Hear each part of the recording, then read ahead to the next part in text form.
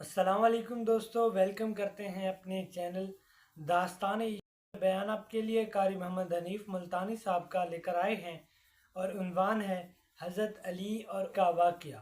بہت ہی خوبصورت انداز کے ساتھ بیان ہے قاری محمد حنیف ملتانی صاحب کا، تو چلیے چلتے ہیں بیان کی جانب۔ قرآن کریم کی چند آیات حدیث پاک میں سے محمد عربی صلی اللہ علیہ وسلم کے فرمان میں سے 2-3 حدیثیں تلاوت کی۔ خدا بند کریم مجھے ان کے متعلق صحیح معلومات عرض کرنے کی توفیق عطا فرمائے، اور آپ حضرات نے انتظار کیا اور تشریف رکھتے ہیں، اللہ پاک اس پر جزائے خیر عطا فرمائے۔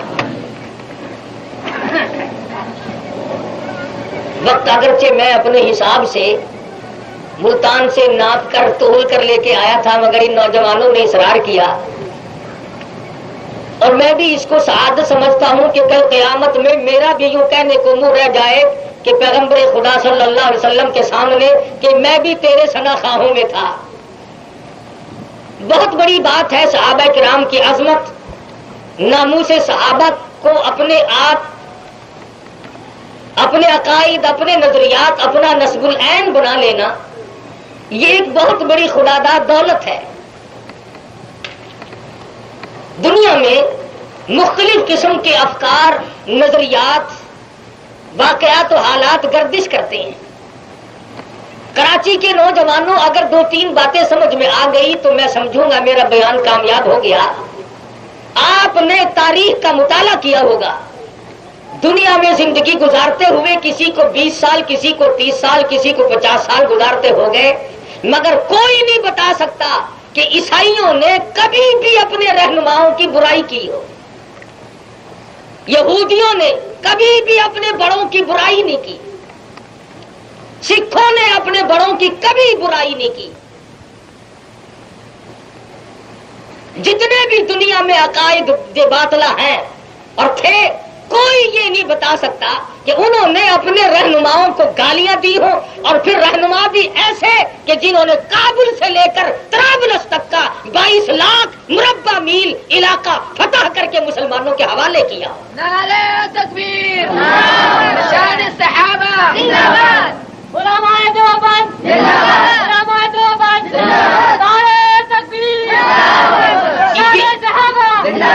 یہ وہ کامیاب طبقہ ہے، ہر میدان میں کامیاب نکلے، اور آج مسلمان ان کے گلے اور شکوے کو، ان کو گالیاں دینے کو اپنی عبادت سمجھتا ہے۔ دنیا کے کسی مذہب میں گالی عبادت نہیں، مسلمانوں میں ایک طبقہ ایسا ہے، جب تک وہ صحابہ کرام کو بکواس نہ کر لے، گالیاں نہ دے لے، اس وقت تک ان کے ایمان کی تکمیل نہیں ہوتی۔ اصل وجہ یہ ہے، ذرا ہوش سے سنو میری چند باتیں، جن کے وارث زندہ ہوا کرتے ہیں انہیں کوئی گالی نہیں دے سکتا۔ خدا کی قسم صحابہ کرام کے وارث قبروں میں چلے گئے، اور کراچی کے نوجوانوں آج دنیا میں مرلے مرلے کا وارث موجود ہے، کنال کنال کا وارث موجود ہے، مکان دکان اور ایک ایک کوٹھی بنگلے کی اینٹ کا وارث موجود ہے، ایک ایک فٹ، ایک ایک انچ کا سب کی زمین کا وارث موجود ہے۔ اور لوگوں، صحابہ کرام کی ناموس کے وارث مدینے میں سو گئے۔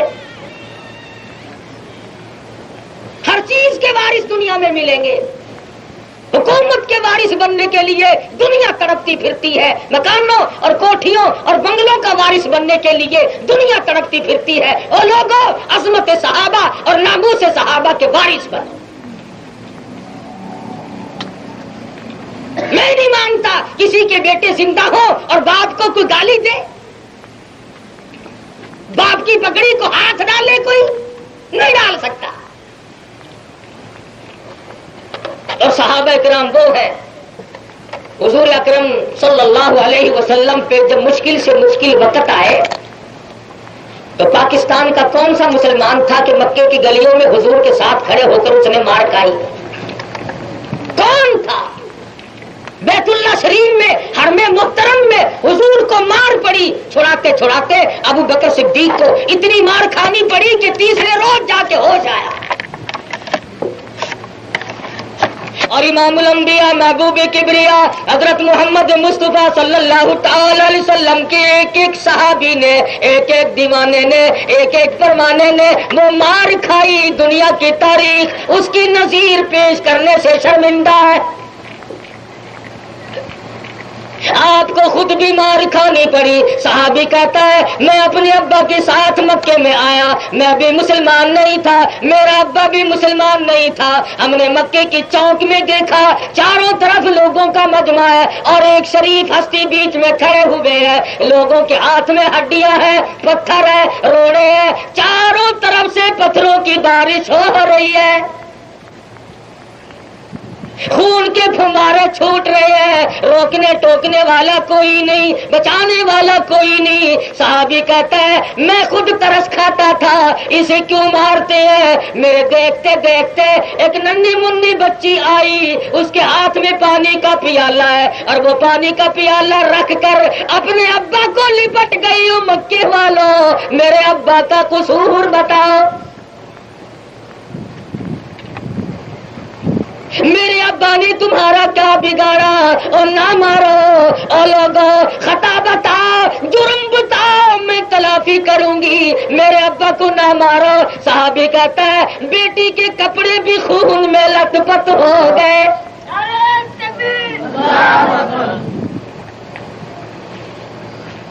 کہتا ہے صحابی بیٹھ کر پانی کا پیالہ اٹھایا، منہ سے لگا کر پانی لیا، کلی جو کی تو منہ سے نہ آیا۔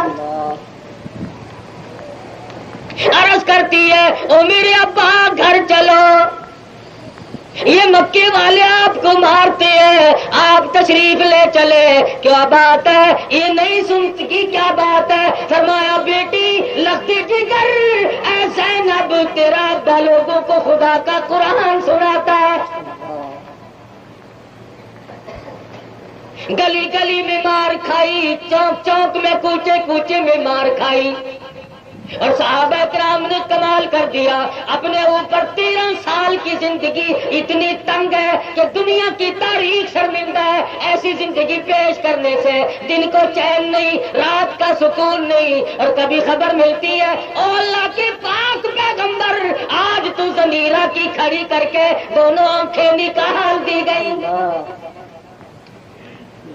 کبھی خبر ملتی ہے آج تو مکی کی بازار میں لبینہ جیسی لڑکی کو کھڑی کر کے چمڑا ادھیڑ دیا گیا، آپ کا کلمہ پڑھنے کی وجہ سے آج تو خبیب ابن عارف کو پھانسی چڑھا دیا گیا، زید بن دسنا کی بوٹیاں اڑا دی گئی، حضرت سمیہ کو 60 سال کی عمر میں بوڑھی عورت کے چیر کر ٹکڑے کر دیے گئے،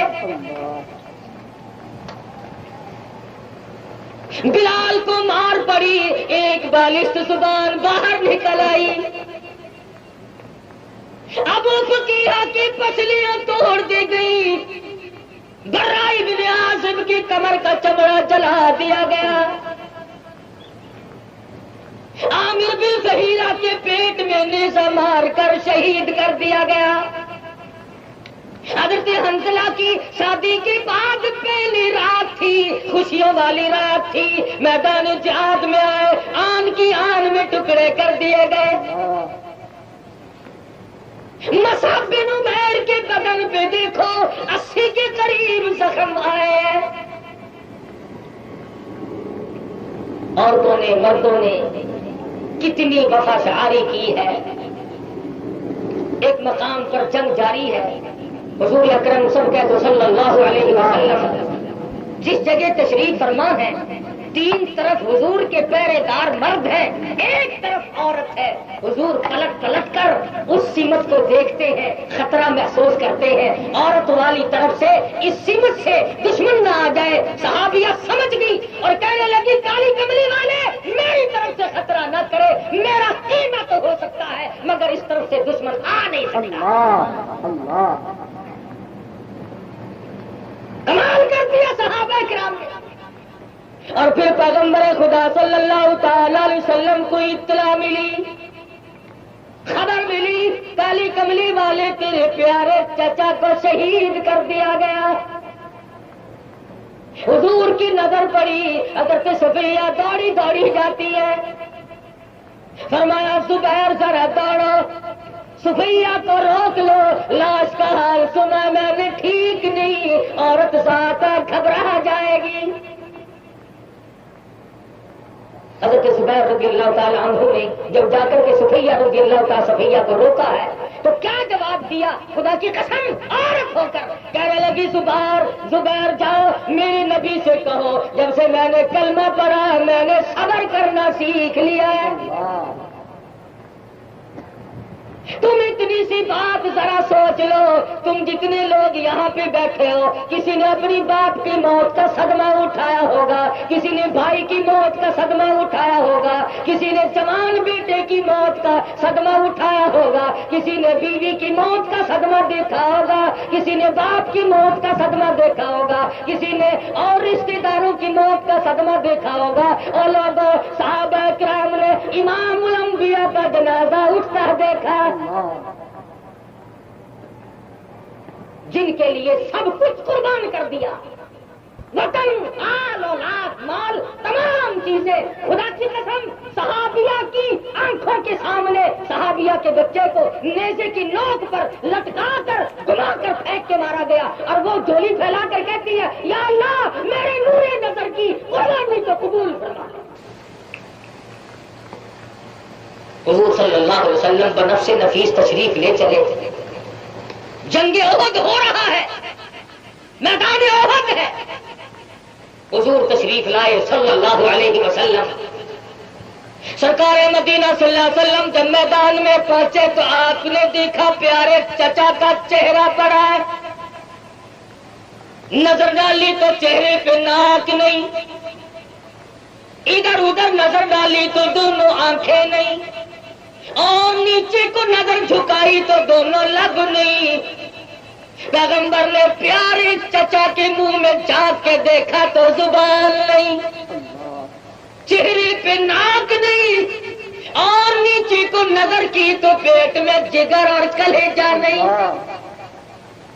دونوں کان نہیں، ہاتھ نہیں، پیر نہیں، 11 ٹکڑے کر کے سیدنا امیر حمزہ رضی اللہ تعالیٰ عنہ کے پھینک دیے گئے، کپڑے بھی اتار کر لے گئے ظالم لوگ، ٹکڑے ہیں، لاش ہے، خون اور مٹی میں لت پت ہے۔ مدنی کریم صلی اللہ علیہ وسلم کو اتنا صدمہ عظیم پہنچا، حضور چکرا کر بیٹھ گئے اور جولی پھیلا دی اور آسمان کی طرف چہرہ انور اٹھایا، فرمایا او مالک کائنات تو دیکھ نہیں رہا میرے پیارے چچا کا کیا بن گیا۔ اگر مسلمانوں پیغمبر کے پیارے چچا کی شہادت کی تاریخ کو کون جانے، زنیرہ کی شہادت کی تاریخ کا کس کو پتا، سمیہ نے کہ چیر کے ٹکڑے کر دیے گئے اس کی تاریخ کا کس کو پتا، بڑے بڑے بزرگ بڑے بڑے صحابہ شہید ہوئے، یہاں اہل بیت کے جتنے حقدار ہیں انشاءاللہ فرض بھی نصیب نہیں ہوگے، فرض ہی نہیں ان پہ، سارے شیر خار بچے ہیں بچارے، کیا ضرورت پڑی نماز پڑھنے کی۔ بہاڑی میں ایک ملنگ سے ملاقات ہوئی، میں نے کہا تو نماز کیوں نہیں پڑھتا؟ کہنے لگا میں دکھاوے کے لیے نماز کیوں پڑھوں، میں تو بچوں پڑھتا اندر سے پڑھتا ہوں۔ میں نے کہا بدماش بم کا دورہ باہر چڑھا جا کے نماز بچوں پڑھتا ہے، بم باہر سے پیتا ہے، نماز اندر اندر سے پڑھتا ہے، روٹی باہر سے رگڑتا ہے، پانی باہر سے ڈکارتا ہے، نماز بچوں پڑھتا ہے۔ کتنی بڑی ٹھگی ہے، کتنا بڑا فریب ہے کہ جی دل کی ہے نماز کو، پھر ڈنگو پہ قطار میں کیوں کھڑا ہے، دل سے کھا لیا کر، ایسا دل والا ہے تو کیوں جاتا ہے وہ؟ صحابی ایک نہیں، فرمایا سید شہداء حمزہ اسد اللہ و اسد الرسول او کما قال النبی صلی اللہ علیہ وسلم، سیدنا امیر حمزہ رضی اللہ تعالیٰ عنہ کے ٹکڑے دیکھ کر مدنی کریم صلی اللہ علیہ وسلم نے فرمایا اگر میری پھوپھی صفیہ یہاں نہ پہنچی ہوتی، عورت ذات ہے اور مالک کی کائنات، تیرے جلال کی قسم میں اپنے پیارے چچا کے ٹکڑوں کو ہرگز نہ اٹھاتا۔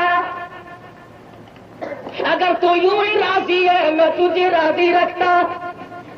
حضرت صفیہ رضی اللہ تعالیٰ عنہ دو چادریں ساتھ لے کے آئی ہے اور ارادہ کیا، اپنے بھائی کے ٹکڑوں کو اکٹھا کیا اور تمام کو جوڑا اور کفن کے لیے چادر دینے لگی۔ کسی نے بتایا جنگ احد ہوا ہے اور بھی شہید ہوئے ہیں، برابر میں ایک اور صحابی شہید ہوا پڑا ہے جس کے کپڑے کافر اتار کے لے گئے۔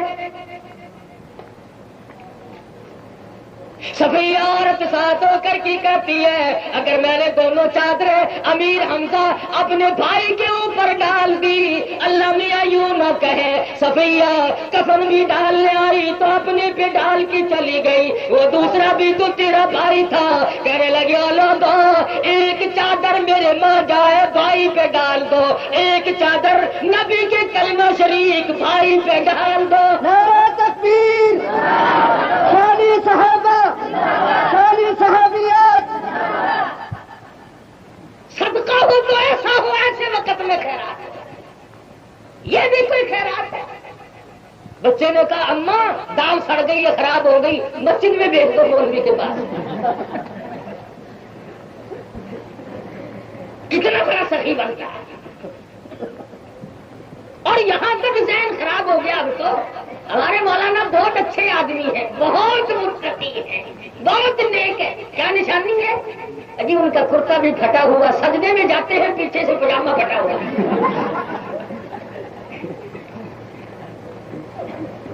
تقوی کی نشانی یہی رہ گئی،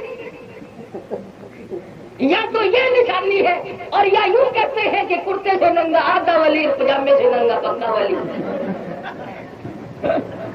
بالکل ننگا جو پھر رہا بیچارہ عقل نہیں رکھتا، اس کی طرف اشارہ کر کے کہتے ہیں کہ یہ ہے سب سے بڑا کامل ولی، پہنچی ہوئی سرکار یہ ہے کی نشانی پہنچی۔ اچھا دیکھو نا گاڑا بیچارہ سارا کھلا ہوا، خدا کی قسم صفیہ تم نے دنیا کو شرمندہ کر دیا۔ کون؟ ارے بھائی کے 11 ٹکڑے دیکھے ہو، بھائی کی زبان نہ ملی ہو، سگے بھائی کا ناک نہ ملا ہو، دونوں آنکھیں نہ ملی ہو، پیٹ میں جگر اور کلیجہ نہ ملا ہو، اور ایسے وقت میں اگر سخاوت کرے خیرات کرتی ہے، کہتی ہے ایک چادر بھائی کو دو، ایک چادر محمد کو بنائے ہوئے بھائی کو دو۔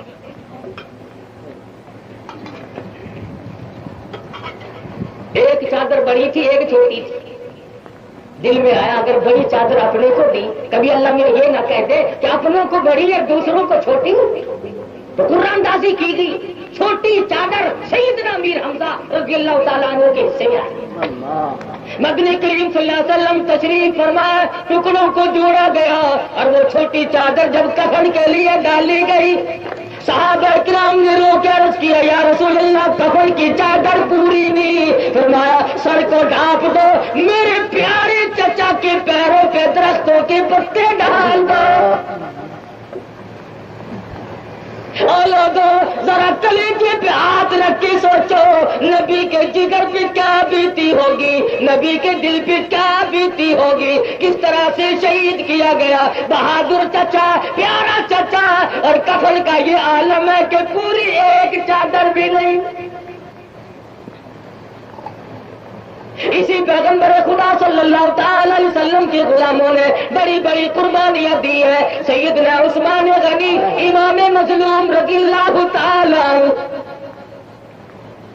جس کی سیرت میں علماء کرام نے لکھا ہے سیدنا عثمان غنی اتنا غیور تھا، اتنا غیرت والا تھا، اتنا شرم والا تھا، کلمہ پڑھنے سے پہلے بھی کبھی غسل خانے میں بغیر کپڑے غسل نہیں کیا۔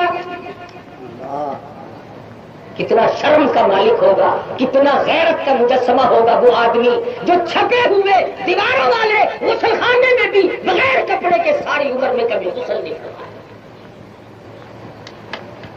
نبی کا قرابتدار ہے سیدنا عبداللہ ابن عبد المطلب اور حضرت بیضا، یہ بہن दोनों जोड़वा पैदा हुए हैं, हजरत अब्दुल्ला और हजरत बैजा।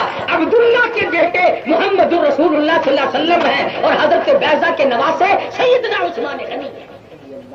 एक तरफ हामिल कुरान है, दूसरी तरफ जामिल कुरान। उस्मान वो है जिन्होंने कलमा पढ़ा, चचा ने रस्सियों में बांध कर सारा दिन मारा, अगले दिन मारा। उस्मान ने ऐलान कर दिया, चचा ईमान रग रग में बस चुका है, खून के कतरे कतरे में रस चुका है, तुम्हारे बस की बात नहीं कि तुम मेरे अंदर से ईमान की दौलत निकाले। सैयदना उस्मान गनी रज़ियल्लाहु ताला वो खुद फरमाते हैं, सारी उम्र में मेरी जुबान से कभी गाली नहीं निकली। सारी उम्र में फरमाते हैं, सारी उम्र में मैंने कभी गीत नहीं गाया। फरमाते हैं, जब से कलमा पढ़ा आखिरी दम तक कि कोई जुमा ऐसा नहीं जिस जुमे को एक गुलाम आजाद न किया हो। उस्मान गनी रज़ियल्लाहु ताला अन्हु फरमाते हैं, मैंने अलिफ लाम मीम से लेकर वन्नास तक की सारा कुरान करीम मोहम्मद अरबी सल्लल्लाहु अलैहि वसल्लम से खत्म किया। तू अगर एक सिपारा किसी से पढ़ ले, तेरा उस्ताद नेक है, तेरा उस्ताद शरीफ है, तेरा शागिर्द भी अच्छा है, और ये इमामुल अंबिया से जिसने कुरान पढ़ा हो, उस्मान जिन्नुरैन हो, वो आज तक तुम्हारी समझ में शरीफ नहीं। फरमाया, ये मुझे फौकियत और फजीलत हासिल है कि मैंने तमाम कुरान करीम रसूलुल्लाह सल्लल्लाहु अलैहि वसल्लम से याद किया है। लोगों शर्म करो उसके मामले में जो रसूलुल्लाह का शागिर्द है। सैयदना उस्मान गनी रज़ियल्लाहु ताला एक रकात में मुकम्मल कुरान मजीद खत्म फरमा लिया करते थे। एक रकात में। रमजान शरीफ आ रहा ना, कईयों के संजय अभी से ढीले हो रहे हैं। पूरा कुरान कोई माई का लाल सुनेगा। सलाम फेरा और वजू की जगह जा बैठे, पहली रकात कुल्ली करते हुए गुजार दी, चलाक बने हुए। इमाम ने रुकू किया तो ये वहीं से बात है। अल्लाह ने देख नहीं रहा कि तवज्जो से कुरान सुन रहा है, यह फरेबबाजी हो रही है। मुसलमान को कुरान से कहाँ होना। सैयदना उस्मान गनी रज़ियल्लाहु ताला मदनी करीम सल्लल्लाहु ताला अलैहि वसल्लम के करीब खड़े हैं। सैयदना फारूक आजम भी मौजूद है, इमामुल अंबिया सल्लल्लाहु अलैहि वसल्लम मौजूद है। पहाड़ ने हरकत करनी शुरू कर दी, आपने कदम मुबारक मारा, फरमाया ठहर जा, तुझ पे एक नबी और दो शहीद मौजूद है। सरकार मदीना सल्लल्लाहु ताला अलैहि वसल्लम बैते रिजवान का वाकया कुरान मजीद ने पेश कर दिया। फतह मक्का का मौका है, हज़रत सल्लल्लाहु अलैहि वसल्लम उम्रे के लिए तशरीफ लाए। सुलह हुदैबिया पे आपको रोक दिया गया। हज़रत उस्मान गनी रज़ियल्लाहु ताला अन्हु ने को सफीर बनाकर हुजूर ने मक्के वालों के पास भेजा। हज़रत उस्मान को देर हो गई और खबर ये मशहूर कर दी गई कि उस्मान शहीद हो गए। खुदा की कसम उस्मान, मक्के की चौधरियों ने कहा चल उस्मान तो बैतुल्लाह का तवाफ कर ले। फरमाया नहीं नहीं, मेरे नबी को तुमने रोक दिया, मैं अकेला तवाफ करने को तैयार नहीं। सहाबा तो बड़ी जुर्रत वाले थे, बड़ी हिम्मत वाले थे। हज़रत साद है सब क्या रज़ियल्लाहु ताला नींद तो नहीं आई? ठंडी ठंडी हवा चल रही है, कभी मैं भी चलता रहूं तुम आराम फरमाने। नारे तकबीर, नारे तकबीर, शान सहाबा, शान उस्मान। हज़रत साद रज़ियल्लाहु ताला अन्हु सहाबी है, किसी काम से मक्के में आया, उमैया बिन खलफ का मेहमान बने। उमैया कहने लगा साद चल तुझे बैतुल्लाह का तवाफ करा के लाओ। उसने कहा चलो। रास्ते में अबू जहल मिल गया,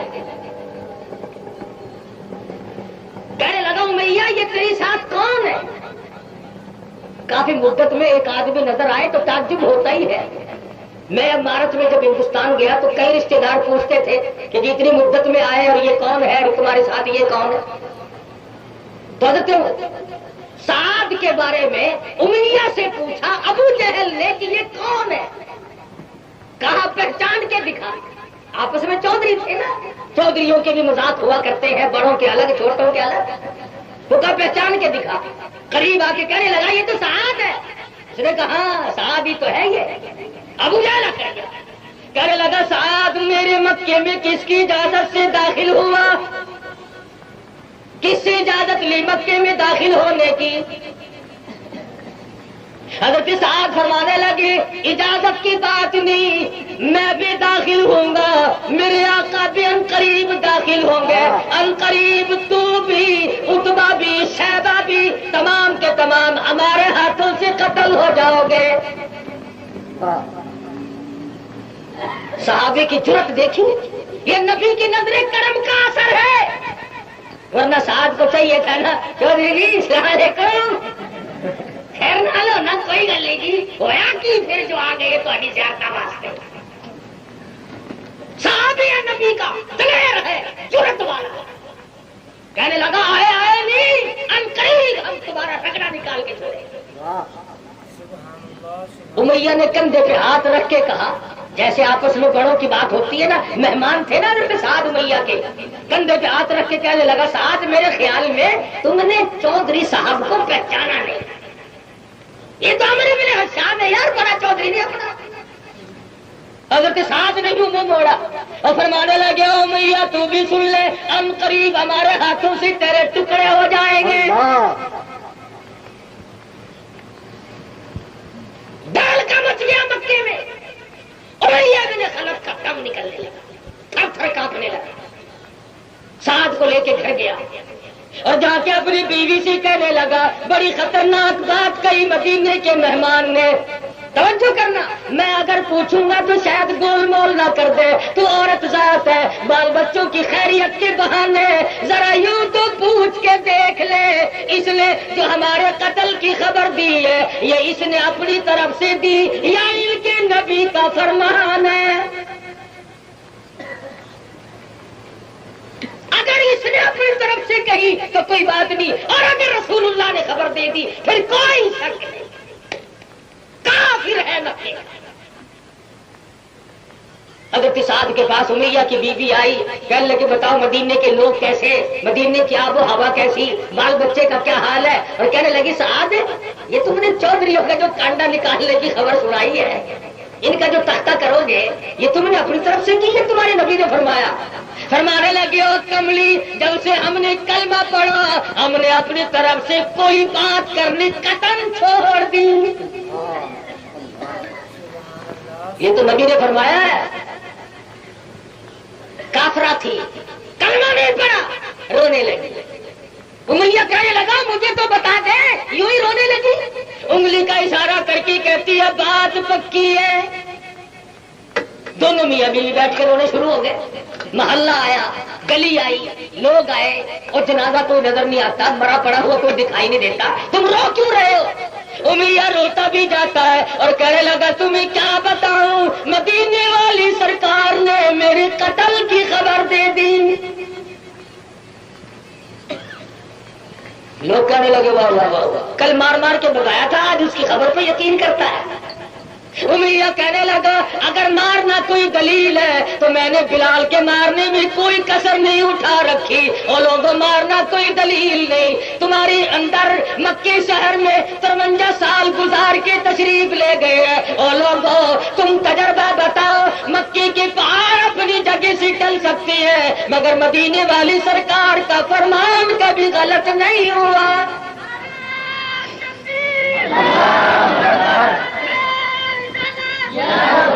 اندازہ لگاؤ کافر کا کتنا بڑا یقین ہے.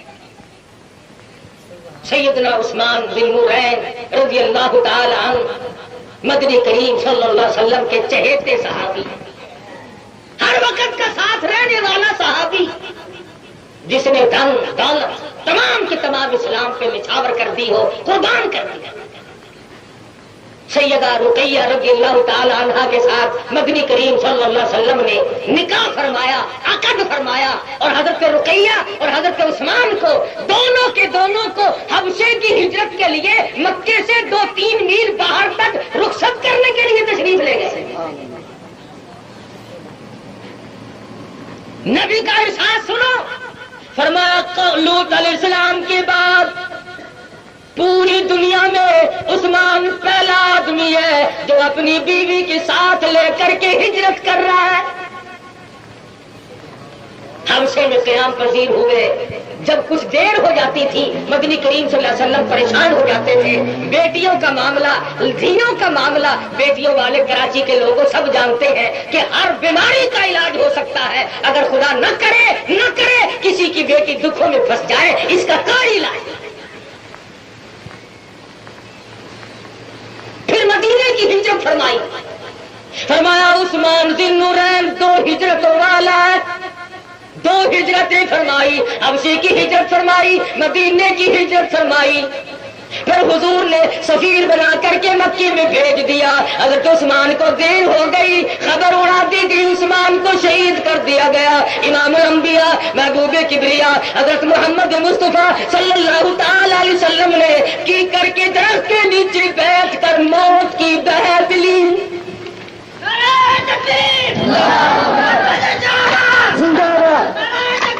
تمام صحابہ کرام سے بیعت لی، موت کی بیعت لی ہے کہ عثمان کا بدلہ لینے کے لیے آؤ میرے ہاتھ پہ بیعت کرو، اور جب تک بدلہ نہیں لے لیا جائے گا اپنے گھروں کو لوٹ کے نہیں جائیں گے.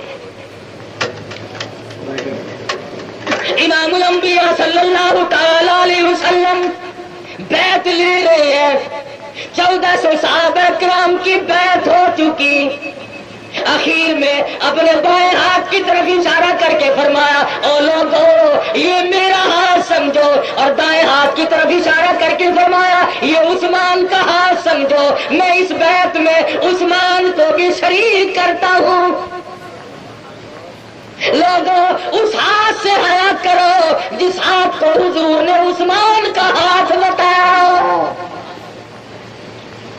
اللہ میاں نے جب یہ دیکھا، خداوند کریم نے جب یہ دیکھا خون عثمان کی میرے محبوب کے نزدیک بڑی قدر ہے، عثمان کے لہو کی بڑی قدر ہے، قطرے قطرے کے اوپر پیار ہے. بدلہ لینے کے لیے 1400 صحابہ کرام سے موت کی بیعت لے لی، عثمان کو بیعت میں شریک کر لیا. اللہ میاں فرماتے ہیں او میرے نبی ان الذین یبایعونک انما یبایعون اور 1400 صحابہ کی جماعت تم نے جو بیعت کی ہے یہ میں خدا کے ہاتھ پہ بیعت کی ہے. ید اللہ فوق ایدیہم، نیچے میرے محبوب کا ہاتھ تھا، اوپر میں خدا کا ہاتھ تھا. اور مدینے کے مسلمانوں اور میرے نبی کے دیوانوں اور پروانوں، میرے نبی کے ہاتھ پر موت کی بیعت کرنے والوں، خون عثمان سے پیار کرنے والوں، آؤ کسی کو اجر قیامت میں ملے گا، کسی کو جزا قبر میں ملے گی، کسی کو جزا پلسرات کے وقت پہ ملے گی، کسی کو حساب و کتاب کے وقت ملے گی. تم نے خون عثمان سے پیار کیا ہے. آؤ لقد رضی اللہ سبحان اللہ عن المؤمنین اذ یبایعونک تحت الشجرہ. مجھے اپنی کبریائی کی قسم جن لوگوں نے اس درخت کے نیچے بیعت کی ہے میں راضی ہو گیا ہوں. رضی اللہ عنہم ورضوا عنہ. خون عثمان کا انتقام لینے والوں سے خدا دنیا ہی میں ان کو رضامندی کے تمغے دیتا ہے، جرأت کے تمغے دیتا ہے، فتح اور کامرانی کے تمغے دیتا ہے. کہا عثمان کا بدلہ لینے والوں، پیار کرنے والوں، آؤ میں خدا تمہیں یہی سے پیغام دیتا ہوں کہ میں تم سے راضی ہو چکا ہوں. سبحان اللہ میاں کے نزدیک خون عثمان کی کتنی بڑی قدر ہے، کتنی بڑی شرافت تھی. سرکار دو جہاں حضرت محمد رسول اللہ صلی اللہ علیہ وسلم تشریف فرما ہے، قدم مبارک پھیلائے ہوئے ہیں. صدیق اکبر آئے یوں کہ یوں لیتے رہے، فاروق آئے آپ یوں آرام اور استراحت فرماتے رہے، عثمان آئے آپ نے قدم مبارک اکٹھے فرما لیے، کپڑا ڈال لیا. عرض کیا گیا کیوں، کیا بات ہوئی؟ فرمایا جس سے آسمان کے فرشتے حیا کرتے ہو اس عثمان سے میں حیا نہ کروں. حضرت رقیہ رضی اللہ تعالیٰ عنہا کے انتقال کے بعد عثمان مغموم رہتے، مدنی کریم صلی اللہ علیہ وسلم نے اپنی لخت جگر سیدہ ام کلثوم رضی اللہ تعالیٰ، اتنا کہ نور برستا ہے، نبی کے داماد کو بکواس کرنے والوں کے چہرے پر کہیں نور نہیں آ سکتا۔ یقین جانو ایسا منہ معلوم ہوگا جیسے اونٹ کا گوڑا نہیں ہوتا، شکل بالکل بیڑی، یوں ڈر لگتا ہے پتا جانے، کئی مرتبہ صبح ہونے لگتا ہے کہ باقی آدمی تو اللہ نے بنائے، شاید یہ ٹھیکے کے بڑے ہوئے تو نہ ہو۔ عثمان مدینہ منورہ میں قحط پڑ گیا، لوگ بھوکے مرنے لگے، عثمان 100 اونٹ غلے کے لاد کے لایا تجارت کے لیے، شہر سے باہر بٹھا دیے، مدینے کے دکاندار آئے، عثمان ہم 10 کے مال کے 11 دیں گے، فرمایا بھائی مجھے زیادہ ملتا ہے، کہا 10 کے مال کے 12 دیں گے، کہا مجھے زیادہ ملتا ہے، فرمایا 10 کے مال کے 13 دیں گے، فرمایا مجھے زیادہ ملتا ہے، کہا مدینے کے دکاندار تو ہم ہیں، وہ زیادہ دینے والا کون ہے؟ فرمایا من جاء بالحسنۃ فلہ عشر امثالها، اور مدینے والوں گواہ ہو جاؤ میں نے یہ سارے 100 کے 100 اونٹ دمہ غلہ کے اہل مدینہ پہ صدقہ کر دیے۔ نعرہ تکبیر، شہادت عثمان۔ ہاں ایک تم بھی سخی ہو کراچی والوں، اب جون کا بجٹ آ رہا ہے نا، ساری چیزیں سنبھال کے رکھی ہوئی ہیں، تانگے والے سے بھی پوچھو گھوڑا نہیں لیا، بجٹ کے بعد لوں گا، جیسا یہی پیش کرے گا اسمبلی میں۔ سارا جہان سیاسی بن گیا، گڑ وہ چھپا لیا، شکر وہ چھپا لی، چینی اس کا بیڑا گرک کر دیا، فلاں چیز نہیں ملتی، فلاں چیز نہیں ملتی، ابھی بجٹ آ رہا ہے، تو واہ بجٹ ہے، قیامت ہے، مہنگائی کا انتظار کرتے ہیں۔ مسئلہ سنو، کھانے پینے کی چیز کا اسٹارٹ کرنا حرام ہے، اور میرا تجربہ ہے یہ، جس نے غلے کا یا کھانے پینے کی چیز کو چھپایا، لوگوں کی ضرورت کی چیز کو چھپایا، اس منافع کو کھا نہیں سکتا، یا ڈاکٹر کھائے گا یا افسر کھائے گا۔ بڑے بڑے حاجیوں کو دیکھا ہے بلیک کرتے ہوئے، ہمارے ملتان میں نیچی نظر ہر وقت سبحان اللہ و بحمدہ سبحان اللہ العظیم، حاجی جی وہ فلاں چیز ہے، بجٹ کے بعد پتہ کر لینا،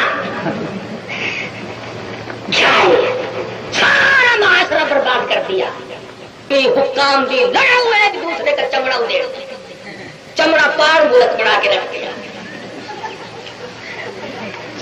ہم ابھی ہندوستان گئے تھے، دلی میں جا کے پتا چلا، خدا کی قسم عقل حیران ہو گئی، سائیکل رکشا زیادہ ہے، ٹیکسی نہیں ہے، ان کی یونینوں کے اجلاس ہوئے، 100 سالہ دیوبند کا جو اجلاس ہوا اس سے پہلے انہوں نے اپنے یونینوں کے اجلاس کیے ہر شہر میں، اور کہا دیکھو چاروں طرف سے مسلمان آ رہے ہیں، اگر تم نے 100 200 200 400 روپیہ زیادہ بھی ادھیڑ مارا تو کئی دن کھاؤ گے، ایسا نہ کرنا، صحیح پیسے لینا، بلکہ 2-4 پیسے کم لینا، ورنہ تمہارے دیش کی بدنامگی ہوگی، تمہارے ملک کی بدنامگی ہوگی۔ یہاں کوئی بھی نہیں شرماتا، نہ افسر نہ ڈاکٹر نہ تاجر، تمام کے تمام۔ اب حج کرنے لوگ جائیں گے نا، کراچی والے کھنڈے چھوڑے پہلے خرید کے رکھ لیں گے، واپس آئیں گے تو اس وقت بھی ادھیڑو یہ کیوں گئے، یہ کیوں جا رہے ہیں، ادھیڑو۔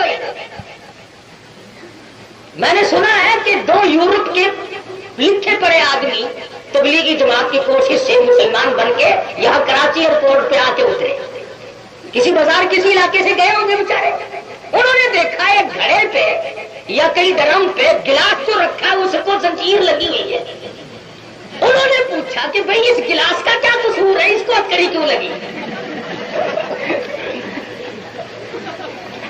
اس گلاس نے کیا قصور کر دیا، اس کو ہتکڑی کیوں لگائی گئی؟ انہوں نے کہا جی گلاس کا قصور نہیں، اگر یوں نہ کرے تو لوگ گلاس اٹھا کے لے جاتے ہیں۔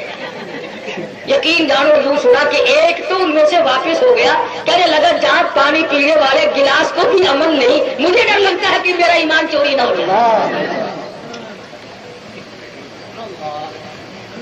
کیا زندگی ہے ہم لوگ، لاہور میں ایک آدمی بڑا مہنگا جوتا خرید کے لایا اور نماز پڑھنے لگا اسٹیشن کی مسجد میں. سامنے رکھا تھا جوتا, یہ کونکھی آنکھوں سے جوتے کو بھی دیکھ رہا تھا, نماز پڑھ رہا ہے. وہ جوتا اٹھانے والا تار رہا تھا کہ یہ دیکھ رہا ہے. کہنے لگا شرم نہیں آتی, لوگ نماز پڑھتے ہیں اور جوتا دیکھتے ہیں. اس نے شرم کے بارے نظر نیچی کی, وہ اٹھاتے ہی بھاگے.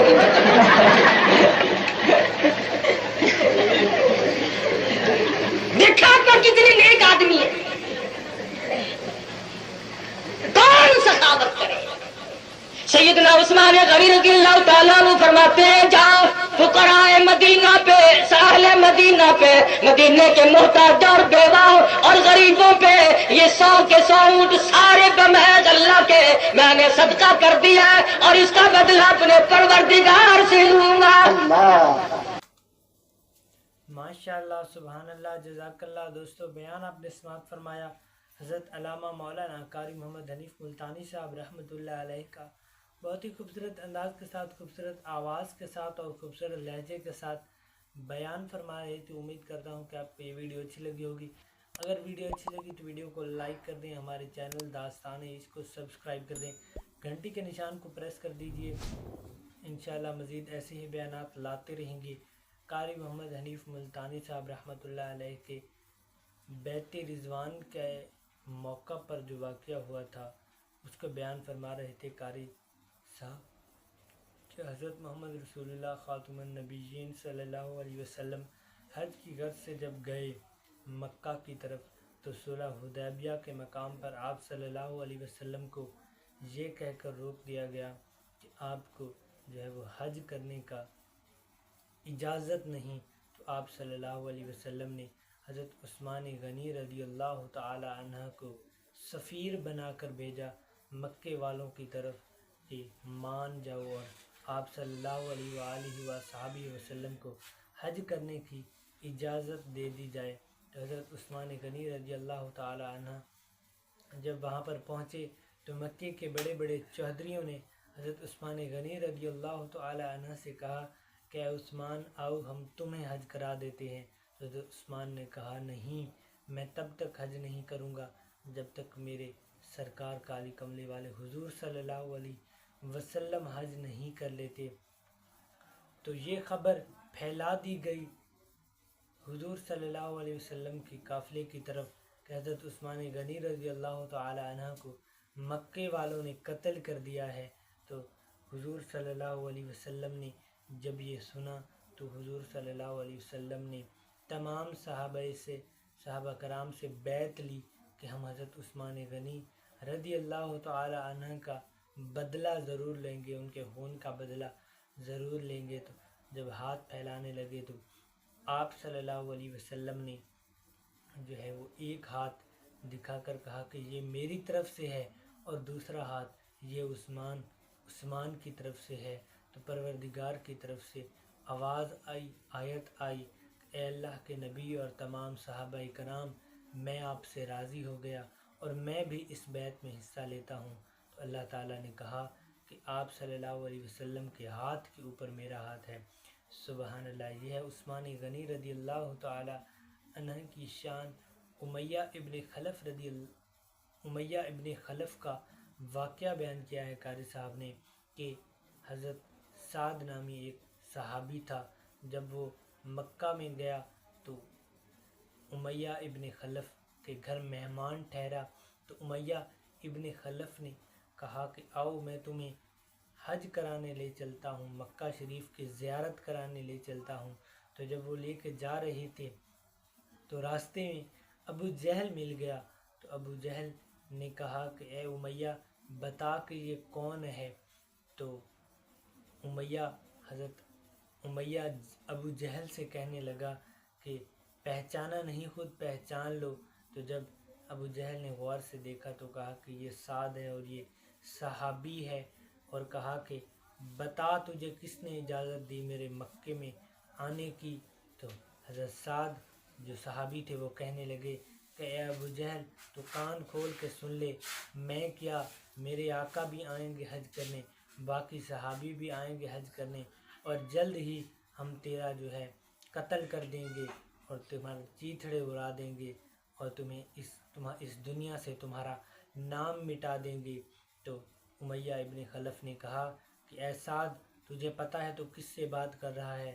سعد نے کہا امیہ تو بھی سن لے، تیرے ساتھ بھی یہی حال ہوگا، تجھے بھی ہم قتل کر دیں گے۔ تو امیہ ابن خلف نے جب یہ بات سنی تو وہ بوکھلا گیا، ڈر گیا، اس پر کپاہٹ طاری ہو گئی، اور وہ جو ہے وہ سعد کو ساتھ لے کر گھر آیا اور اپنی بیوی سے کہنے لگا کہ جا کر پتہ کرو، بیوی بچوں کا حال پوچھنے کے بہانے میں، کہ کیا سعد نے خود جو ہے یہ بات کہی کہ ہم تجھے قتل کر دیں گے، یا اس کے نبی حضرت محمد رسول اللہ خاتم النبیین صلی اللہ علیہ وسلم نے یہ بات کہی۔ تو امیہ ابن خلف کی جو بیوی تھی وہ حضرت سعد رضی اللہ تعالی عنہ کے پاس گئی اور ان سے پوچھا کہ کیا تم نے کہا یہ بات یا تمہارے آقا نے کہ ہم امیہ اور ابو جہل کو قتل کر دیں گے؟ تو حضرت سعد کہنے لگے کہ ہم نے پوری زندگی میں کبھی بھی اپنی مرضی سے کوئی بات نہیں کی، ہم حضور کے فرمان کے ساتھ ہی چلتے ہیں، یہ حضور کا فرمان ہی ہے۔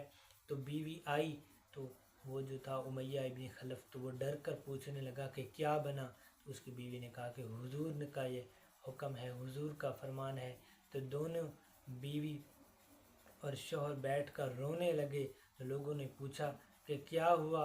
تو کہنے لگے کہ ہم جلد ہی قتل ہو جائیں گے۔ انہوں نے کہا کہ کس نے کہا؟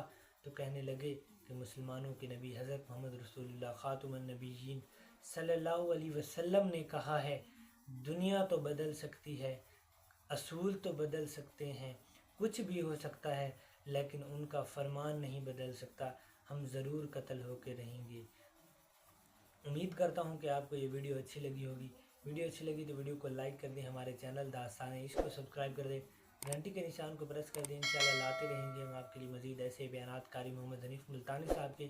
ملتے ہیں نیکسٹ ویڈیو میں، نیکسٹ بیان میں ایک نئے ٹاپک، ایک نئے موضوع کے ساتھ۔ دعاؤں میں یاد رکھیے گا، تب تک کے لیے اللہ حافظ۔